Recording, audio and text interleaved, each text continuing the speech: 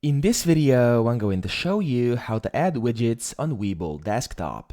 So the first thing you want to do is you want to open up your Webull for desktop, and then on here, you want to go to the left over here, and you simply want to create one of your layouts. So I'm going to go into paper trading for this instance, but of course you can do custom if you want to as well. So it's completely up to you.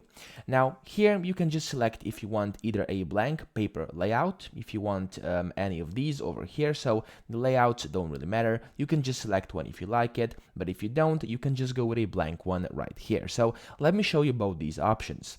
I'm going to click on blank paper layout. And then here at the very top right, it says add widgets. You want to click on add widgets. And then you have different widgets over here. So you have the quote, paper, stocks, general, and the market. If you click through these, you'll be able to see there's different things you can add. So you can add, for example, a classic trade, and this is going to pop in like that, a order entry, paper account detail, orders, positions, and it's just going to start stacking onto your screen over here.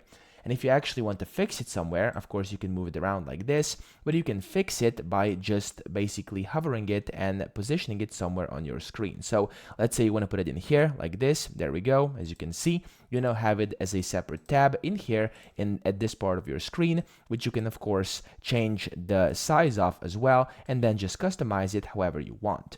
But of course, if you want a slick look, what I would recommend is you actually create one of these pre-built layouts. So usually I go with the stock trading on here where it says where you have the paper trading, but inside the custom you also have different options. So let's say we're going to go with normal.